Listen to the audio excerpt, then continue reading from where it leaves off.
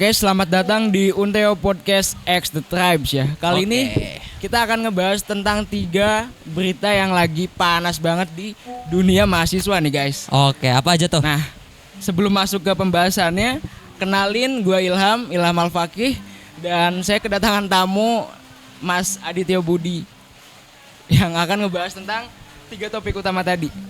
Yang pertama nih Mas, ada student loan atau pinjaman pelajar. Yang itu bakal diinisiasi mulai bulan September di tahun ini nih Mas. Menurut Mas Adit sendiri sebagai mahasiswa nih gimana nih? Oke. Jadi ada beberapa skema dari student loan ini yang diusung dari Kemendikbudristek ya. Yeah. Jadi yang pertama, ini kan student loan ini kan diusung terkait dengan 3 institusi nih. Jadi yang pertama itu ada LPDP, terus ada kementerian juga yang pastinya, terus ada perbankan. Nah perbankannya ini bisa dari fintech atau lain sebagainya. Nah ini masih dalam pengusungan juga kan. Nah jadi hal tersebut ini sangat berkaitan dari 3 institusi tersebut.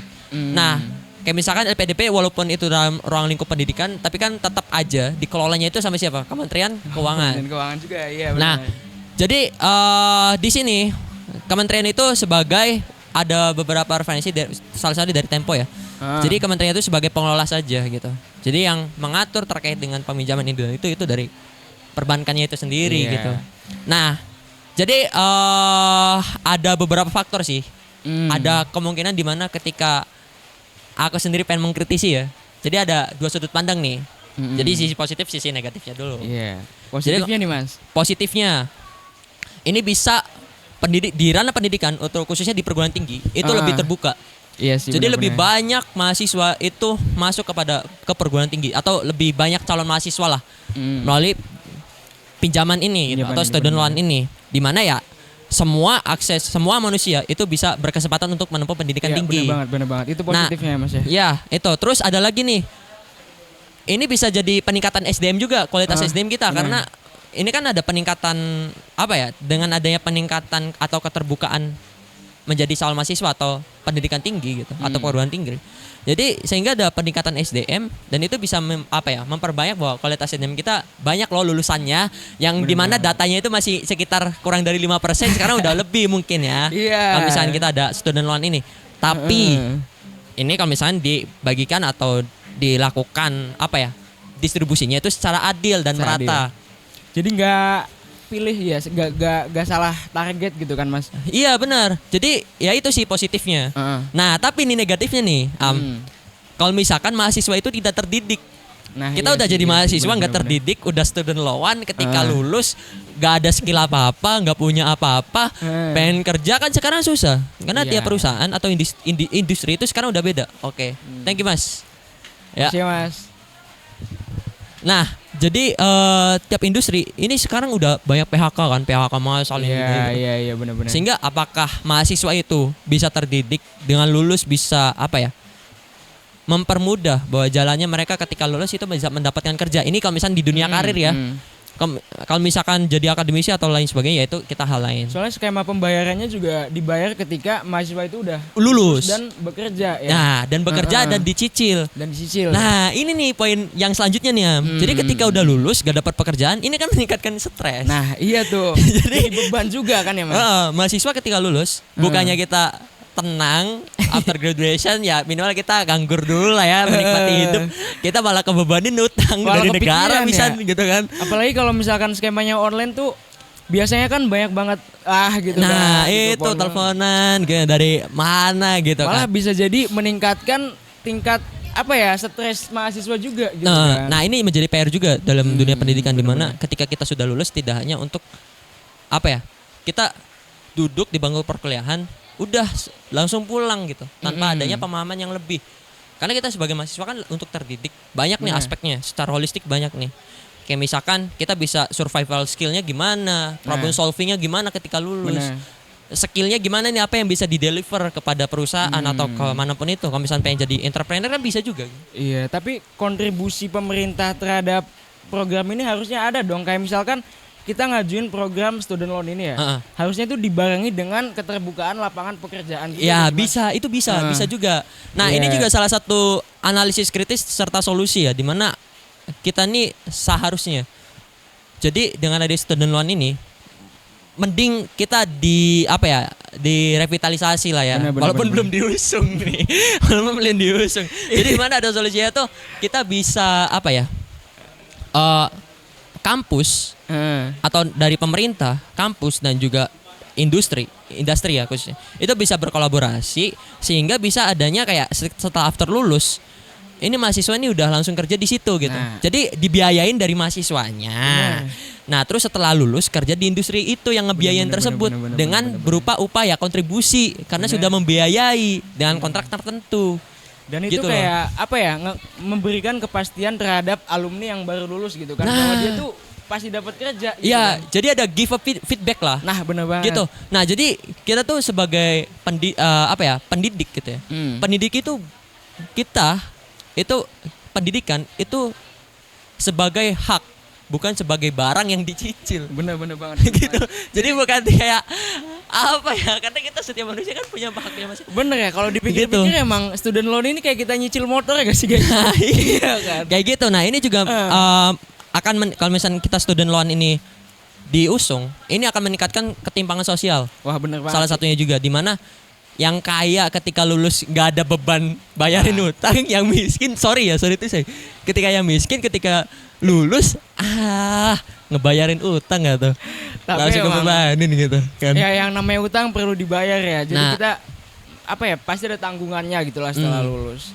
Nah, ini juga salah satu PR buat pemerintah bahwa kita tidak hanya untuk salah satu bukan investasi kepada diri kita sendiri tapi juga bagaimana make human bisa kualitasnya itu bisa bagus ya. Ini tanggung jawab negara loh. Tanggung jawab negara itu sih kalau dari aku. Untuk ke pertanyaan selanjutnya nih. Jadi kan kayak mahasiswa kan digonjang-ganjingkan dengan banyak berita yang kurang enak nih Mas. Kayak efisiensi anggaran, kemudian ada kenaikan UKT di beberapa kampus juga. Kemudian juga ada ketidakpastian pekerjaan nih, lapangan pekerjaan di mana alumni yang lulus itu banyak, sangat timpang sekali dengan lowongan pekerjaan yang tersedia gitu kan. Nah, bagaimana nih Mas Adit sebagai mahasiswa menyikapi kondisi ini dengan dengan berani lah gitu. Gimana nih? Efisiensi anggaran kayak gini ya. Nah, sebenarnya kalau kayak gitu sih ya mau gimana lagi ya ketika ada efisiensi ini dan itu. Karena yang kita kendalikan itu ya mahasiswanya itu sendiri sih. Iya, kayak yang tadi ya. Kita bagaimanapun caranya kita tidak bisa dong menyalahkan situasi dan kondisi bahwa yang ini yang udah kebijakan, walaupun kita kadang nggak setuju dengan kebijakan pemerintah ya. Tapi kan kita juga PR juga nih, kayak kita harus menyiapkan beberapa skill untuk yang untuk di deliver apa aja nih gitu kan. Mungkin salah satu personal branding mungkin gitu kan di deliver, atau kayak survival skill, problem solvingnya gimana. Dengan kayak gitu tuh bisa aja kalau misalnya setelah lulus efisiensi atau setelah lulus nganggur ini dan itu bisa aja kepinjol mah. Kalau misalnya problem solvingnya jelek ya. Bener. Gitu kan. Berarti bukan cuma salah dari pemerintah karena lapangan pekerjaan sedikit ya. Tapi mungkin lebih dari kualitas mahasiswanya sendiri. Ya, kualitas mahasiswa. Iya, jadi gini, mungkin ada dana abadi pendidikan juga ya, di mana pemerintah juga ikut serta membiayai mahasiswa yang kurang mampu, mohon maaf. Iya. Jadi tapi harus ada kontribusi dari mahasiswanya. Misalkan membuat komunitas yang sustainable, berkelanjutan yang sesuai dengan SDGs, program SDGs misalkan. Mengajar di daerah 3T, pengabdian, ini dan itu. Give a feedback lah, gitu loh. Jadi kayak gitu kan kita ada meningkatkan kualitas SDM yang secara berkelanjutan gitu. Itu juga lebih kayak semacam investasi ke diri sendiri guys. Iya, investasi ke diri sendiri. Karena buahnya bakal kita nikmati setelah kita lulus. Iya, gitu. Portofolio kita bakal banget. Iya itu, gitu sih.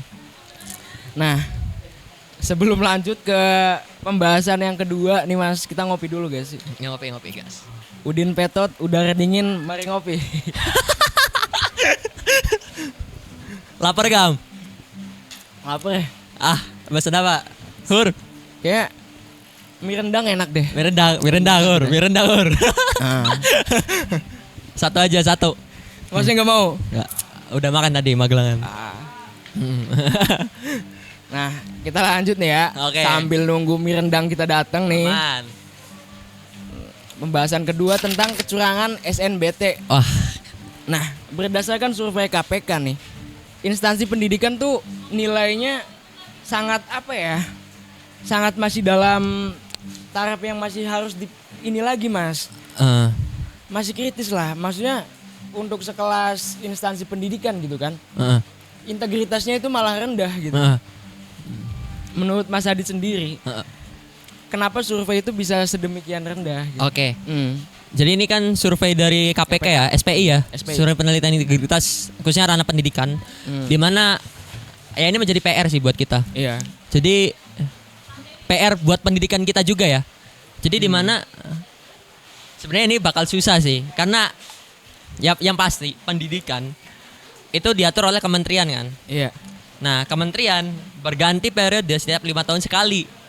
Nah, yang seharusnya dari 5 tahun sekali itu programnya harus berjangka panjang, justru malah iya. diganti-ganti. Harusnya program. berkesinambungan ya. Ya, karena pendidikan itu tidak dihitung dari 5 tahun saja. Benar. 5 tahun itu bisa masa trial loh.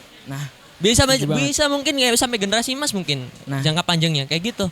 dan ngomongin ganti tiap pergantian presiden ya. Kita kan ganti kabinet juga nih. Kementeriannya juga ganti juga. Nah, dari situ kan kalau ngitung per 5 tahun, anak SD itu dari kelas 1 sampai kelas 5 dia harus ganti kurikulum lagi nih, Mas. Nah, itu yang menyebabkan salah satunya mungkin karena ada yang banyak kecontekan, kecurangan Nah, ya. bener. Nah, yang dimana dengan sistem pendidikan saat ini kita tuh selalu berorientasi pada hasil dan bukan pada proses. Bener. Dimana kita tuh titik fokusnya diajarkan untuk bagaimana memperoleh nilai yang bagus tanpa mahasiswa itu belajar bersungguh-sungguh untuk mendapatkan pemahaman yang lebih ketika belajar. Paham nggak? Paham. Nah, hasilnya di situ banyak sekali beberapa kecurangan seperti yang menyontek itu gitu kan. Itu salah satu permasalahannya. Seperti yang kita bahas kemarin. Kayak kurang menulis juga itu salah satu faktornya. Bener. Nah, terus juga mungkin ada tekanan keluarga sama orang tua nih. Iya. Kamu harus masuk top 10 PTN. Gimana pun caranya. Orang dalam ini dan itu dan lain sebagainya. Aduh. Ya. Jelas itu udah kayak ini pasti kayak ada beberapa faktor juga sih di sini ya. Dan terus juga menurutku ya, aku juga pernah ngusung gagasan ilmiah sih. Jadi kurangnya ethics. Jadi etika atau etika dalam integritas. Jadi ada beberapa kayak kita diajarkan untuk bagaimana ini dan itu, tapi tidak diajarkan untuk bagaimana cara berintegritas. Gitu. Kita belajar lah kayak kewarganegaraan ini dan itu. Tapi gimana sih cara belajar untuk berintegritas gitu? Iya sih. Nah, gitu. Nah, terus juga kita di pendidikan kita itu diuji dengan sama caranya. Bener. Padahal setiap manusia itu beda-beda dan punya sisi kreatifnya masing-masing. Bener. Gitu ya. Mungkin kamu pinternya di bagian kreatif gitu ya, kan. bisa jadi, tapi menurutku kayak fokus pada nilai, maksudnya fokus pada hasil, itu nggak bisa memastikan bahwa individu itu sama gitu sama hasilnya. Misalkan salah satu anak nih ya, dia punya nilai sempurna gitu, 95 di semua bidang mata kuliah gitu kan. Tapi ketika diuji, diimplementasikan ke dunia nyata gitu, bisa jadi beda gitu hasilnya. Bahkan sama sekali outputnya tuh gak ada. Jadi ketika output itu hanya berdasarkan pada angka, menurutku itu nggak bisa mempengaruhi apapun selain pride ya. Maksudnya kita boleh bangga gitu dengan nilai segitu, tapi kenyataan itu bukan membutuhkan angka yang ada di inimu itu, tapi membutuhkan kamu bisa apa gitu. Iya, kamu bisa apa dan bisa belajar bersungguh-sungguh memahami itu gitu. Nah, iya benar banget. Nah, itu sih. Dan mirisnya kalau misalnya kita masih kayak gitu, ini bisa merusak integritas pendidikan. Bahkan bisa menjadi bom waktu di masa depan. Itu sih kalau dari aku. Terus juga menciptakan budaya yang instan. Nah, Gen-Z banget nih. Tapi gak Gen-Z aja. Jadi semuanya sebelum-sebelumnya juga ini pencipta generasi yang instan. Bahkan aku sempat tanya-tanya dan berdiskusi ya sama dosenku ya. Bener. Dimana ada dosen bercerita terkait dengan adalah dosen temannya yang gak tahu temannya atau bukan. Jadi memanfaatkan mahasiswa penulisan karya ilmiahnya jurnal dengan mencantumkan menjadi penulis pertama untuk mendapatkan jabatannya. Nah itu kan gimana? Dan mahasiswanya di situ masih belum tahu gitu skemanya gitu kan. Jadi bagaimana sih mereka yang nulis, kenapa dosennya jadi penulis pertama gitu? Bener. Nah itu menjadi ada lah pokoknya ada ya pokoknya. Nah itu. Nah terus kita juga kalau misalnya kita kayak gini nih, sehingga kreativitas kita itu bisa dibunuh atau hilang. Karena ya gimana pun caranya kalau misalnya kita nyontek ini dan itu ya kreativitas kita hilang gitu. Benar. Bahkan dengan adanya AI yang mempermudah pun bukannya saya konservatif ya. Iya. Tapi di mana AI itu kayak teman lah. Jadi ajak berdiskusi. Jangan sampai kita full semuanya minta bantuan AI ini dan itu gitu. Kayak gitu sih. Nah, terus kalau solusi dari aku sih, walaupun ini udah diusung ya, salah satunya itu project based learning. Iya, Jadi di setiap kampus itu ada project untuk mahasiswa. Jadi di mana kayak belajarnya ya kita hasil proyek nyata gitu. Jadi kayak misalkan ada kerja praktik ini ya, magang ini dan itu salah satunya gitu. Project based learning juga bisa di situ. Nah, terus ini sih yang menjadi fundamentalnya, kampanye. Gagal itu bukan aib. Asli. Ingat ya, gagal itu bukan aib. Ini dipotong Instagram nih, dipotong di Instagram, dipotong. Gagal bukanlah aib. Yang kita bikin malu adalah ketika kita kuliah di universitas kita sendiri kan. Bener. Ngapain malu coba? Nah, kita ya harusnya nggak malu dong. Itu yang bahkan bahwa kita yang ngejar PTN dari dulu gagal ketika masuk swasta. Alah gagal nih kayak gini. Bener. Ini kita tuh bukan salahin diri kita sendiri guys, tapi orang lain yang nilai diri kita itu yang bikin kita kayak jadi down, insecure, ini dan itu dan lain sebagainya. Padahal ya menurutku Mas, belajar itu bisa dari kampus manapun, Iya. tergantung kemauan kita. Iya, Kita benar. bisa di era yang serba digital ini gitu kan, ada AI dan ada banyak tools buat belajar juga. Kita bisa mengakses semua ilmu pengetahuan yang kita minati, Iya, yang benar. kita senangi. Iya. Dan kita bisa expert di bidang itu dengan kita otodidak ataupun lihat tutorial dan segala macam gitu. Dan itu tuh menurutku ngasih banyak wawasanku tentang banyak hal gitu Mas. Iya, benar. Apalagi YouTube kan sekarang banyak banget podcast yang emang menurutku ya Thank you, Mas. benar-benar apa ya? Mantep banget lah kayak Bagus Mulyadi gitu. Iya. Terus ada Pagita Wirawan. Iya. Terus ada Dokter Tirta juga. Terus ada Bang Ferry Irwandi gitu. Dan nama-nama yang ku sebutin tadi cuma sebagian kecil. Sisanya kalau kita cari lagi masih banyak lagi banyak dan lagi. itu gratis, kita bisa Iya. akses itu kapanpun. Banyak banget sih. Nah itu Bisa, sih. Jadi bisa kita ngebuka gagal. wawasan juga ya. Jadi dengan fundamental tersebut gagal itu bukan aib ya. It's okay, kita nggak usah ngelihat, yang penting kita paham Nah, apa yang kita tulis, apa yang misalnya dalam UAS ya atau dalam UTS gitu ya. Apa yang kita tulis, apa yang kita ya udah kalau misalnya nilainya jelek, ya itu kemampuan kita. PR-nya kan apa coba? Belajar kan? belajar. Gitu. Jangan menyalahkan dosennya ya. Pak, Gitu kok kan. temen saya nilainya segini, saya kayak gini, padahal kan jawabannya sama. Ya lu nyontek. Iya betul. Makanya kecil gitu. Nah, terus juga ada lagi nih Am. Jadi kita tuh kita ngadain ada di program. Jadi di program tuh kita tidak hanya menginovasikan terkait dengan dunia teknologi ini dan itu, tapi bagaimana etika dalam belajar atau dalam inovasi, dalam kita ketika mengusung inovasi tersebut. Kita kan banyak ya AI ini dan itu, tapi kan digital AI ethics-nya, Wah iya sih. digital ethics-nya diajarin nggak? Itu sih dari Tapi awal. emang itu tantangan yang menyeluruh ya. Menurutku pro kontranya ada di situ. Lebih ke kontranya sih Mas. Kalau pronya emang banyak gitu ya. Tapi aku bakal sorotin kontranya aja. Kayak CNN, kalau Mas tahu di beberapa minggu sebelumnya tuh dia tuh ketahuan yang ini kan. buatkan feature atau news berita bener. dia ChatGPT lagi. Itu kan apa ya? Untuk media yang sebesar itu gitu kan. Apa ya? Aku nggak menyalahkan mereka pakai AI gitu. Cuma lebih bijaknya lagi dikasih kredit gitu bahwasannya bisa, apa ya? Ada keterlibatan AI di dalamnya gitu kan. Biar kita sebagai manusia juga tidak merasa bahwa ini tuh kreativitas kita, padahal semuanya instan gitu kan.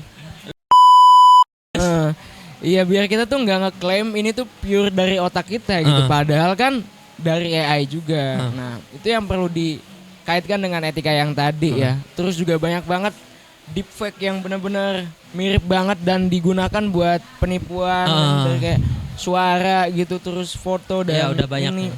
Wah, itu ngeri banget sih. Tapi emang kalau misalkan kita patokannya pada etika nih Mas, apa yang ngejamin orang-orang tuh bakal patuh terhadap aturan itu kalau khususnya etika nih? Kalau misalnya masalah etik, itu pasti ada regulasi dari pemerintah. Nah, benar. Ada regulasi, itu tok. Ya sisanya kita kasih edukasi ke mereka. Iya. Nah sisanya itu kan ada beberapa perusahaan instansi AI salah satu ya, kayak misalnya OpenAI. OpenAI ya udah yang mengatur masalah terkait dengan policy-nya atau aturannya. Dan itu ya ibaratnya kayak gini lah. Kayak misalkan kita itu kayak COD, Case or Duel. Nah, ini kan ada beberapa kasus yang kurang bawa di mana kayak digital etiknya kurang nih. Buat kita COD ya kalau misalnya barang gak sesuai ya lu gak usah meset gitu, gak usah ribut gitu kan. Kalau misalnya pengen ribut ya why, apa sih gitu kan. Dia simpel kayak gitu kan. Nah, yang dibuat aturan, yang ngebuat aturannya siapa?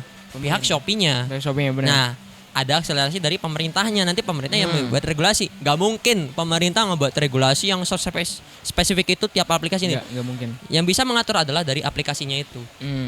Itu sih. Nah, selanjutnya nih Mas, apa arti integritas dan kejujuran menurut Mas Adit sendiri? Integritas dan kejujuran.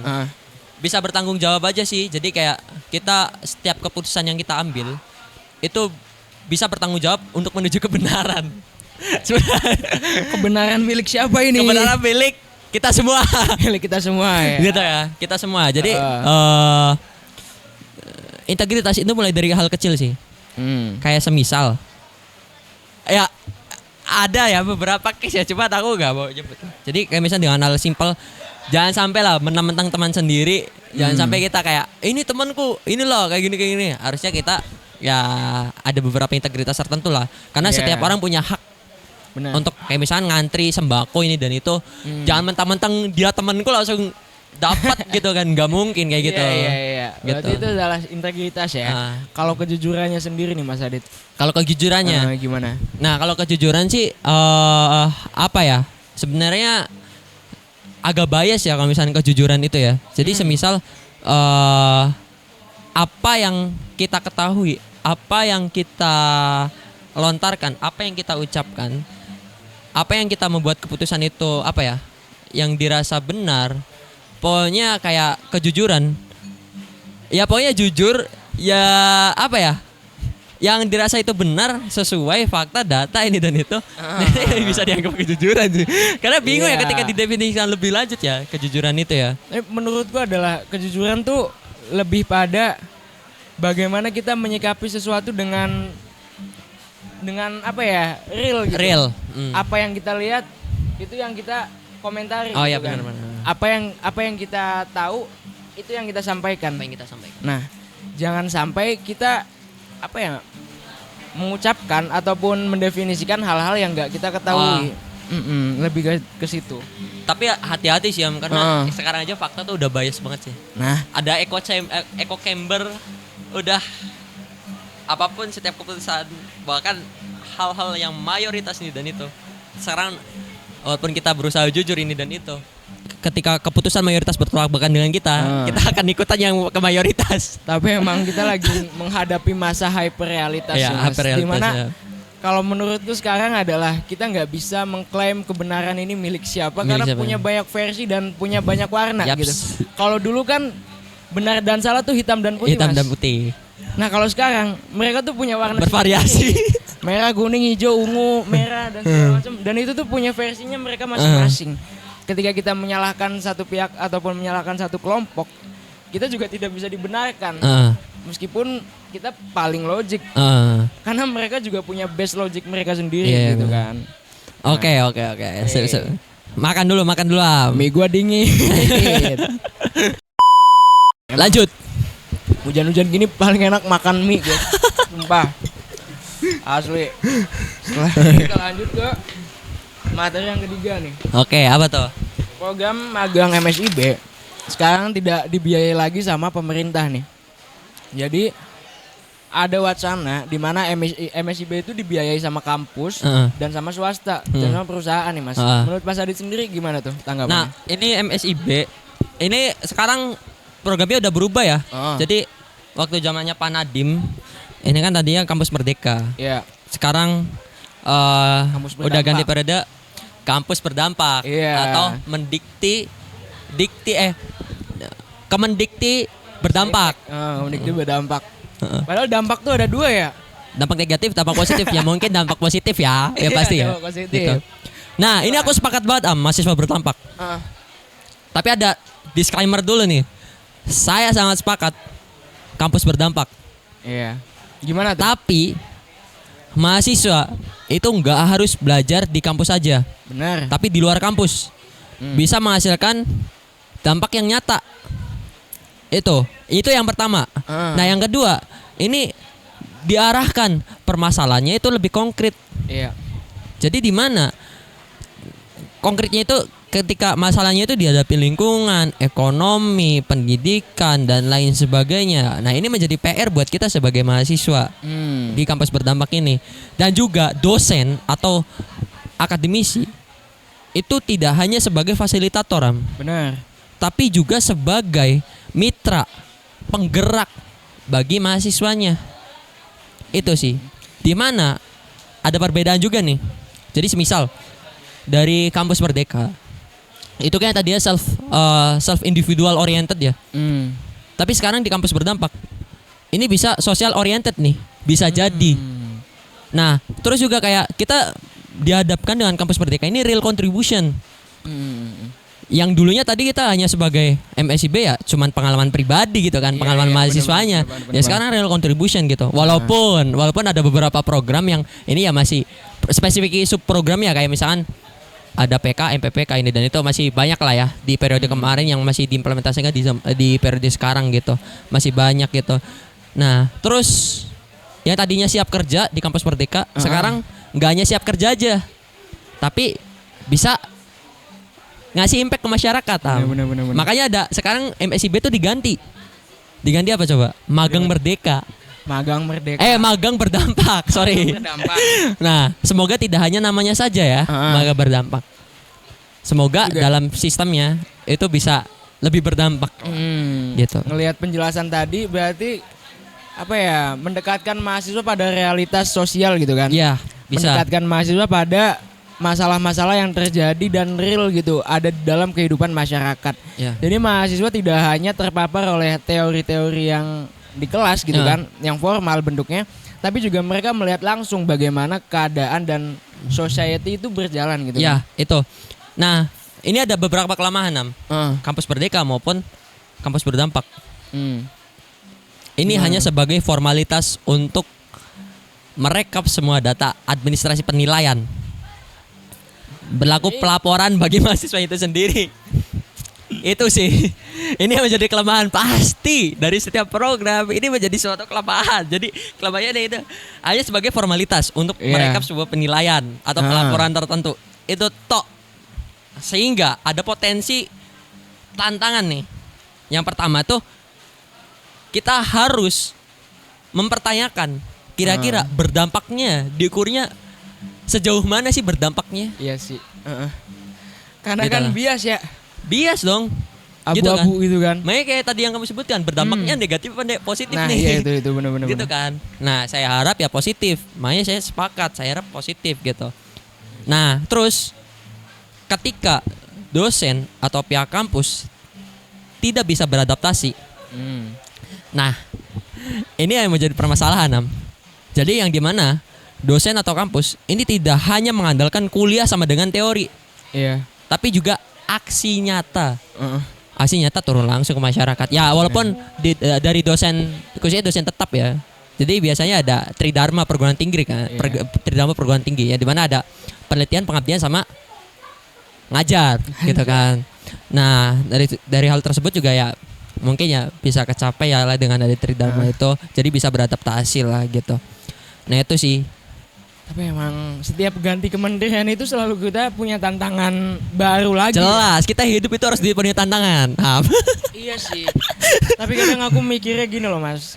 Kenapa kita nggak memperbaiki sistem yang sudah ada gitu, kita kelola lebih baik lagi, kita bikin lebih efektif lagi gitu, bukan malah diganti dan dirombak namanya, tapi tujuannya sama gitu. Iya, loh. benar-benar. Kadang kita tuh punya visi yang sama, cuma gara-gara pengen ninggalin legacy gitu loh. Kita ubah nama-namanya. Iya. Makanya kata Van Hur bilang katanya, Gimana tuh? harusnya pendidikan itu mempunyai lembaga independensi tersendiri. Iya benar. Kayak benar, KPK benar. misalkan. Jangan sampai dicampur adukan karena politik. Iya Maksudnya udah sih. karena politik udah beda.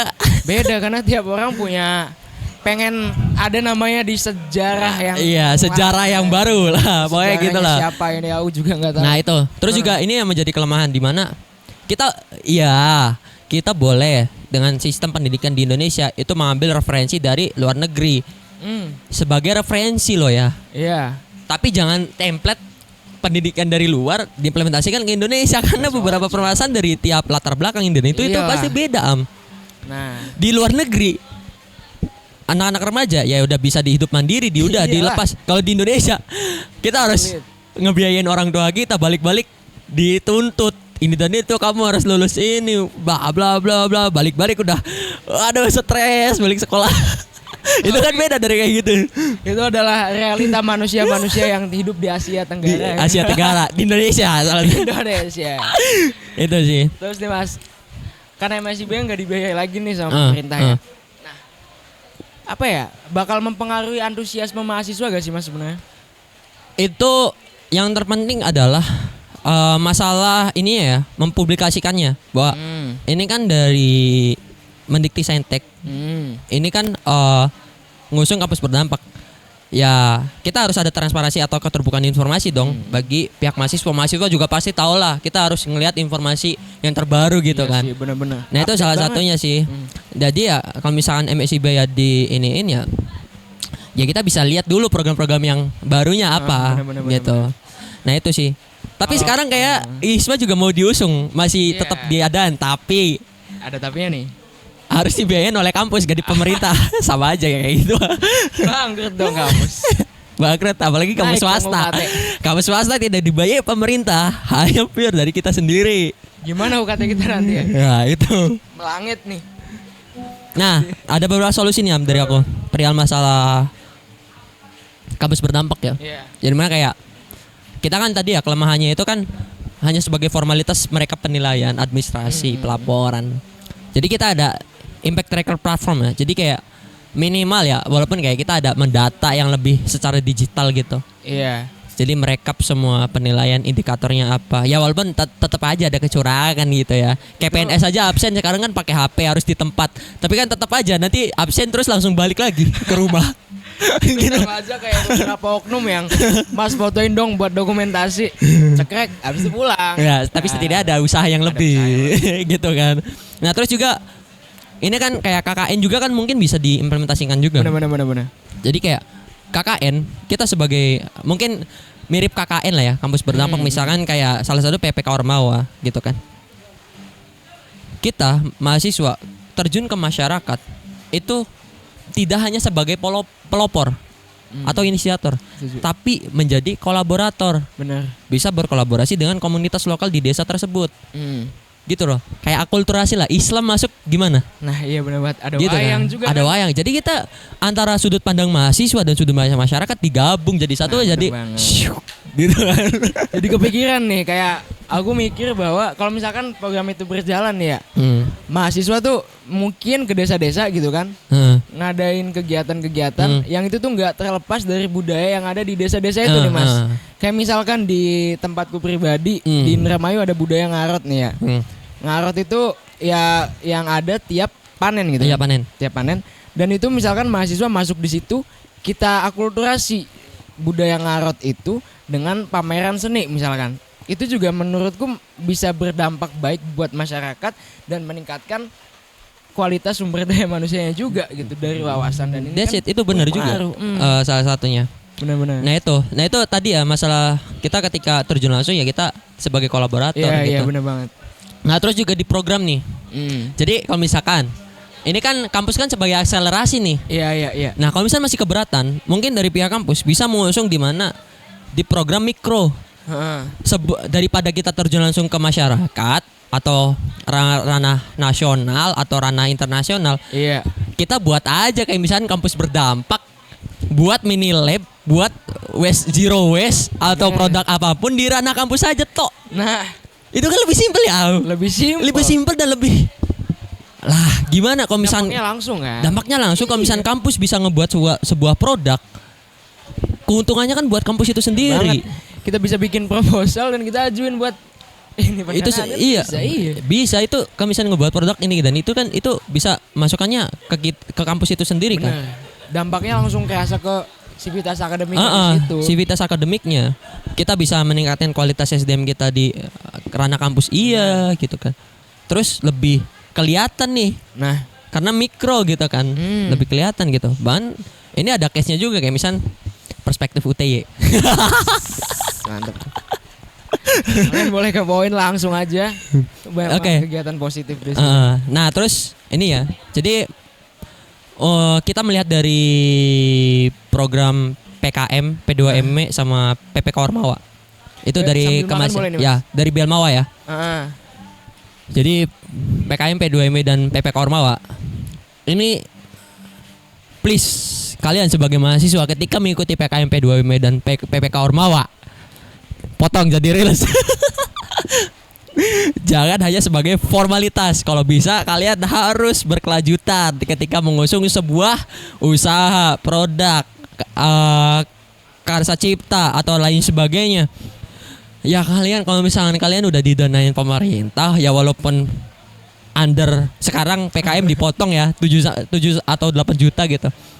Ya kalian minimal ya ada berkelanjutan lah, bisa membuat sebuah produk, make a product, create a product di mana ya pemerintah itu kan ada PIMNAS kan atau KMI atau ada apa PPK tuh Abdi Daya. Nah, itu kan ada apresiasi. Nah, ini bisa menjadikan pelopor untuk dalam dunia industri ya. Kayak startup gitu. Benar. Jadi kita bisa menciptakan mahasiswa ini membuka lapangan pekerjaan baru. Iya. Paham gak sih? Paham. Nah itu bukan hanya sebagai formalitas doang. Ini catat nih sebagai mahasiswa ketika mengusung dua PKM, P2ME dan PPK Ormawa, walaupun susah ya untuk mencari tim, ya kalau bisa berkelanjutan gitu. Kayak gitu. Nah biar ya kita bukan hanya formalitas sebagai kompetisi tok semata gitu. Gitu sih. Ketika dibebankan pada perguruan tinggi dan swasta nih, apakah akan ada kenaikan UKT, dan karena kan dibebankan sama kampus nih Mas ya. Apakah bakal ada kenaikan biaya UKT dan lain-lain gitu? Nah, sekarang kenapa ada salah satu faktor UKT tinggi? Nah, iya tuh. Itu karena PTN sekarang itu udah nggak dibiayain sama pemerintah. PTNBH, Ya, that's it. Benar. PTNBH, Perguruan Tinggi Negeri Berbadan Hukum. Setiap PTN itu tidak dibiayai oleh pemerintah lagi, makanya UKT itu tinggi guys. Itu makanya sekarang PTN itu memperluas lagi, memperbanyak kuota calon mahasiswa buat masuk di perguruan tinggi negeri. Makanya kalian yang angkatan 2025 nanti bersyukurlah kalian karena kuota di PTN itu lebih besar daripada angkatan kita. Kalau kalian 2021 tertolak pun kalian masih bisa mandiri. Tapi siapkan aja. Nah itu. Jadi masalah UKT tinggi itu sih permasalahannya. Gitu sih. Tapi ya semua tergantung kampusnya masing-masing. Yeah. UKT tinggi buat apa dulu? Habisan buat mahasiswa juga untuk sarana dan prasarana ya. It's okay. Dan kalau udah jadi mahasiswa tuh tolong jangan malas ya Mas ya. Jangan malas karena itu privilege. Ya, jangan malas, jangan ngeliat satu sisi aja nih, harus lihat sisi yang lainnya. Gitu. Kesempatan jadi mahasiswa mungkin hanya dimiliki berapa persen orang ya. Tapi emang jadi mahasiswa tuh sulit. Cuma pesanku jangan malas. Gali potensimu di situ karena di situ punya banyak pintu gitu. Iya, punya banyak pintu. Setidaknya mahasiswa itu lebih bebas daripada kalian sebagai siswa. Kalian gak terkekang sama aturan. Iya. Kalian mau apa, suka apa, lakuin. Setidaknya lebih bisa beraktualisasi. Nah, apalagi di kota-kota besar tuh kemungkinan kita punya akses ke lingkup yang lebih ke lingkup yang lebih jenjang karirnya itu lebih jelas. Itu menurutku kebuka banget. Misalkan anak-anak seni gitu, main ke JNM, lihat pameran, kenalan sama orang-orang. Bisa jadi kan? Bisa jadi ada rezekinya di situ. Anak-anak band nongkrong gitu ke tongkrongan anak-anak band, kenalan di situ. Jadi media partner. Jadi additional band gitu kan. Bisa jadi ada rezekinya di situ. Jadi ulik, jangan cuma fokus dalam kampus. Jogja ini khususnya ya luas banget buat kalian yang punya potensi dan punya ketertarikan di bidang-bidang tertentu, cari di situ. Di sini komunitasnya ada semua. Ada semua. Tinggal kita mau gerak apa enggak gitu. Jangan banyak mager. Ada pameran, ada ini senang itu. Ikut aja udah. Oke. Itu bakal ngebentuk kita dari banyak perspektif ya. Dan seru-seru juga di sini orangnya, Mas. Dah, mungkin gue bakal lanjutin makan lagi sama si kucingnya. Oke, penutup gimana? Gimana nih? Unteo Podcast Yupot. Undeo Podcast X The Tribes. Gacor. Gacor.